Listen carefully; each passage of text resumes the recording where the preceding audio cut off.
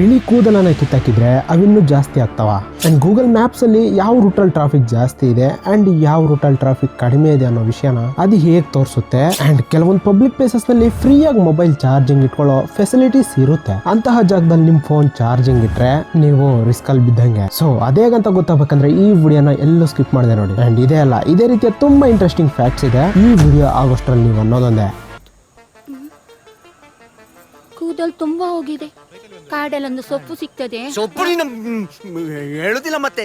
So ಇನ್ನು late ಮಾಡಿದೆ, video ಶುರು ಮಾಡೋಣ. ಹಲೋ ಅಂಡ್ ವೆಲ್ಕಮ್ ಟು ನೀವೆಲ್ಲಾದ್ರೂ ಶಾಪಿಂಗ್ ಕಾಂಪ್ಲೆಕ್ಸಸ್ ಲೈಕ್ ಡಿಮಾರ್ಟ್ ಇಂತವಕ್ಕೆ ಮನೆ ಗ್ರೋಸರಿ ಐಟಮ್ಸ್ ತರೋದಕ್ಕೆ ಹೋದ್ರೆ ಸ್ವಲ್ಪ ಕೇರ್ಫುಲ್ ಆಗಿರಿ. ಆ ಸ್ಟೋರ್ಸ್ ಅಲ್ಲಿ ವಸ್ತುಗಳನ್ನ ಅವುಗಳ ಡೇಟ್ಸ್ ಪ್ರಕಾರ ಅರೇಂಜ್ ಮಾಡ್ತಾರೆ. ಹೊಸ ಸ್ಟಾಕ್ಸ್ ಅನ್ನ ಹಿಂದೆ ಹಾಕಿಸ್ತಾರೆ, ಹಳೆ ಸ್ಟಾಕ್ ಬೇಗ ಖಾಲಿ ಆಗೋದಕ್ಕೋಸ್ಕರ ಅವನ್ ಮುಂದಕ್ಕೆ ಇಡ್ಸಿರ್ತಾರೆ. ಈ ಸರಿ ತಗೊಳ್ಳೋದಕ್ಕೆ ಹೋದ್ರೆ ನಿಮಗ್ ಫ್ರೆಶ್ ಸ್ಟಾಕ್ ಬೇಕಂದ್ರೆ ಹಿಂದೆ ಇರೋನು ಕೂಡ ಸ್ವಲ್ಪ ಗಮನಿಸಿ.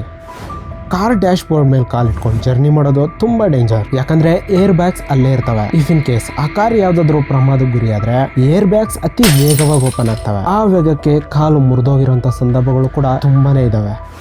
ರೆಡ್ ಆರ್ ಬ್ಲ್ಯಾಕ್ ಹ್ಯಾಂಡ್ಸ್ ಇಂತಹ ಇರುವೆಗಳನ್ನ ಔಷಧಿಯಿಂದನೇ ಅಲ್ಲದೆ ಇತರೆ ಪದ್ಧತಿಯಲ್ಲೂ ಕೂಡ ಸಾಯಿಸಬಹುದು. ಅವೇನಂದ್ರೆ ಉಪ್ಪು ಬಿರ್ಸಿರುವಂತ ನೀರನ್ನ ಆ ಇರುವೆ ಮೇಲೆ ಸ್ಪ್ರೇ ಮಾಡಿ ಸಾಯಿಸಬಹುದು. ಆರ್ ವಿನೆಗರ್ ಕಲ್ಸಿರುವಂತ ನೀರನ್ನ ಸ್ಪ್ರೇ ಮಾಡಬಹುದು. ಆರ್ ಡಿಟರ್ಜೆಂಟ್ ಕಲ್ಸಿರುವಂತ ನೀರನ್ನು ಕೂಡ ಸ್ಪ್ರೇ ಮಾಡಿ ಅವನ್ ಮತ್ತೆ ಬರ್ದೇ ಇರೋ ರೀತಿ ಮಾಡಬಹುದು.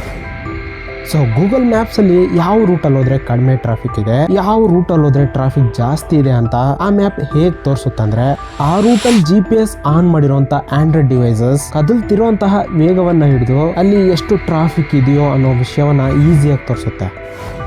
ಸ್ಟೀವ್ ಜಾಬ್ಸ್ ತನ್ನ ಕಂಪನಿಗೆ ಆಪಲ್ ಅಂತ ಹೆಸರಿಡೋದಕ್ಕೆ ರೀಸನ್ ಏನ್ ಗೊತ್ತಾ? ಅದಕ್ಕೆ ತುಂಬಾ ಕಾರಣಗಳಿವೆ. ಅದ್ರಲ್ಲಿ ಒಂದೇನಂದ್ರೆ ಆತನಿಗೆ ಆಪಲ್ ಅಂದ್ರೆ ತುಂಬಾ ಇಷ್ಟ. ಎಸ್ಪೆಷಲಿ ಆತನಿಗೆ ಫ್ರೂಟ್ಸ್ ಅಂದ್ರೇನೆ ಇಷ್ಟ ಅಂತೆ. ಆತ ತುಂಬಾ ದಿನ ಬರೀ ಹಣ್ಣು ತಿಂತಾನೆ ಬದುಕಿದಾರಂತೆ. ಎವ್ರಿಡೇ ಯೂಸ್ ಮಾಡೋಂತ ಲಿಫ್ಟ್ ಅಲ್ಲಿ ಕನ್ನಡಿ ಇಡೋದಕ್ಕೆ ರೀಸನ್ ಏನಂತ ಗೊತ್ತಿದ್ಯಾ?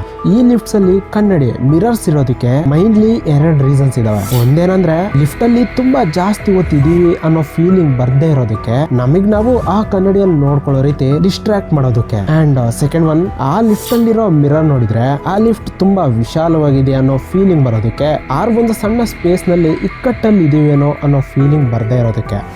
ನೀವು ಯಾವ್ದಾದ್ರು ಒಂದು ಪ್ರೆಸೆಂಟೇಷನ್ ಕೊಡ್ತಿರ್ಬೇಕಾದ್ರೆ like school, colleges or company, ಅಲ್ಲಿರುವಂತ ಆಡಿಯನ್ಸ್ ಅಟೆನ್ಷನ್ ಅನ್ನ ಗ್ರಾಬ್ ಮಾಡ್ಬೇಕಂದ್ರೆ ಮೊದಲು ಏನ್ ಮಾಡ್ಬೇಕು? ಸೊ ಸ್ಟಾರ್ಟಿಂಗ್ ಒಂದು ಸಣ್ಣ ಕತೆ ಸ್ಟೋರಿಯಿಂದನೇ ಶುರು ಮಾಡಿ. ಯಾಕಂದ್ರೆ ಕತೆ ಅಂದ್ರೆ ಇಷ್ಟ ಇಲ್ಲದೆ ಇರೋರು ಯಾರು ಇಲ್ಲ. ಪ್ರೆಸೆಂಟೇಷನ್ ಶುರು ಹಚ್ಕೊಳ್ತಾನೆ ಸ್ಟಾಟಿಸ್ಟಿಕ್ಸ್, ಫಿಗರ್ಸ್ ಅಂತ ಶುರು ಮಾಡಿದ್ರೆ ಆಡಿಯನ್ಸ್ ಬೋರ್ ಆಗೋ ಚಾನ್ಸಸ್ ತುಂಬಾ ಇದೆ.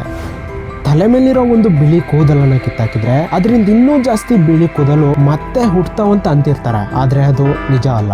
ನಾವು ಎಲ್ಲಾದ್ರೆ ಆ ಬಿಳಿ ಕೂದಲನ್ನ ಕಿತ್ತಾಕ್ತಿವೋ ಅಲ್ಲೇ ಮತ್ತೆ ಬಿಳಿ ಕೂದಲು ಬರೋಂತ ಚಾನ್ಸ್ ಇದೆ. ಅದ್ ಬಿಟ್ರೆ ಅದರಿಂದ ಬೇರೆ ಬಿಳಿ ಕೂದಲಂತೂ ಬರೋದಿಲ್ಲ. ಇಫ್ ಇನ್ ಕೇಸ್ ಅದ್ ಬಂದ್ರು ಕೂಡ ಈ ಕಿತ್ತಾಕಿರೋ ಈ ಒಂದು ಕೂದಲಿಂದ ಅಂತೂ ಅಲ್ವೇ ಅಲ್ಲ. ಅದ್ ಏನೇ ಇದ್ರು ನ್ಯೂಟ್ರಿಷನ್ ಪ್ರಾಬ್ಲಮ್. ನಮ್ಮ ಹೇರ್ಗೆ ಬೇಕಾಗಿರುವಂತ ವೈಟಮಿನ್ ಸಿಗದೆ ಹೋದ್ರೆ ಬಿಳಿ ಕೂದಲು ಬರುವಂತಹ ಆರ್ ಇರೋಂತಹ ಏರ್ಸ್ ಕೂಡ ಫಾಲ್ ಆಗುವಂತ ಬರ್ತವೆ. ಸೊ ನಿಮ್ಮ ಹೇರ್ ಹೆಲ್ತಿ ಆಗಿದಾವ ಅಂತ ತಿಳಿಬೇಕು ಅಂದ್ರೆ ಒಂದು ಟೆಸ್ಟ್ ಮಾಡಬಹುದು. 1 ಗ್ಲಾಸ್ ನೀರಲ್ಲಿ ಕೆಲವೊಂದಷ್ಟು ಕೂದಲನ್ನು ಹಾಕಿದ್ರೆ ಆ ನೀರಲ್ಲಿ ನಿಮ್ಮ ಹೇರ್ ತೇಲ್ತಿದ್ರೆ ನಿಮ್ಮ ಹೇರ್ ತುಂಬಾ ಆರೋಗ್ಯವಾಗಿದೆ ಅಂತ ಅರ್ಥ.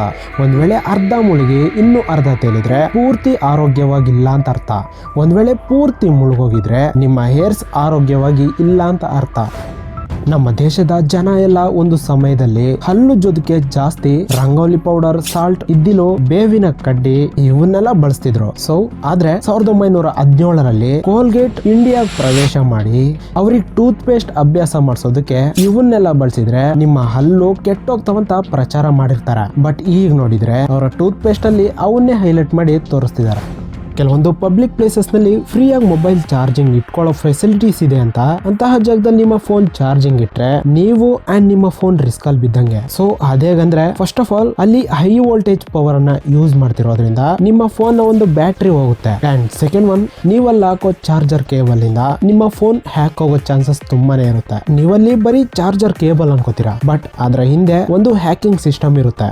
ಸೊ ಎಲ್ಲಾ ಕಡೆ ಇದೇ ರೀತಿ ಇರುತ್ತೆ ಅಂತ ಹೇಳಲ್ಲ, ಬಟ್ ಬಿ ಸೇಫ್. ಇಂತಹ ಜಾಗದಲ್ಲಿ ಮೊಬೈಲ್ ನೀವೆಲ್ಲೂ ಚಾರ್ಜಿಂಗ್ ಹಾಕ್ಲೋಬೇಡಿ. ನನ್ನ ಈ ಒಂದು ಸ್ಮಾಲ್ ರಿಕ್ವೆಸ್ಟ್, ಈ ವಿಡಿಯೋ ನಿಮ್ಗೆ ಇಷ್ಟ ಆದ್ರೆ ಜಸ್ಟ್ ಒಂದು ಲೈಕ್ ಮಾಡಿ ಅಂಡ್ ಹಾಗೆ ಈ ವಿಡಿಯೋ ನಿಮ್ಗೆ ಇನ್ಫಾರ್ಮೇಟಿವ್ ಆಗಿ ಅನ್ಸಿದ್ರೆ ನಿಮ್ ಫ್ರೆಂಡ್ಸ್ ಅಂಡ್ ಫ್ಯಾಮಿಲಿ ಹತ್ರ ಶೇರ್ ಮಾಡಿ. ನೀವು ಮಾಡೋ ಪ್ರತಿ ಲೈಕ್ ಅಂಡ್ ಶೇರ್ ನಿಮ್ಗೆ ಚಿಕ್ಕದೇ ಆಗಿರ್ಬೋದು, ಬಟ್ ಅದು ನಮ್ಗೆ ತುಂಬಾ ದೊಡ್ಡ ವಿಷಯ. ಅಂಡ್ ಇಂತಹ ಎಷ್ಟೋ ಇನ್ಫಾರ್ಮೇಟಿವ್ ವಿಡಿಯೋಸ್ ನಿಮ್ ಮುಂದೆ ತರೋದಕ್ಕೆ ಒಂದು ಸಣ್ಣ ಮೋಟಿವೇಶನ್ ಕೊಟ್ಟಂಗಿರುತ್ತೆ. ಅಂಡ್ ಹೊಸಬ್ರು ಯಾರಾದ್ರೂ ನಮ್ಮ ಈ ನಾಲೆಡ್ಜ್ ವರ್ತ್ ಅನ್ಸಿದ್ರೆ ಈ ನಮ್ಮ ಚಾನಲ್ ಅನ್ನ ಸಬ್ಸ್ಕ್ರೈಬ್ ಮಾಡಿ, ಬೆಲ್ ನೋಟಿಫಿಕೇಶನ್ ಅನ್ನ ಆಲ್ ಅಂತ ಸೆಲೆಕ್ಟ್ ಮಾಡ್ಕೊಳ್ಳಿ. ಅಂಡ್ ಈ ವಿಡಿಯೋನ ಕೊನೆವರೆಗೂ ನೋಡಿರೋ ಎಲ್ರಿಗೂ ಥ್ಯಾಂಕ್ ಯು ಸೋ ಮಚ್.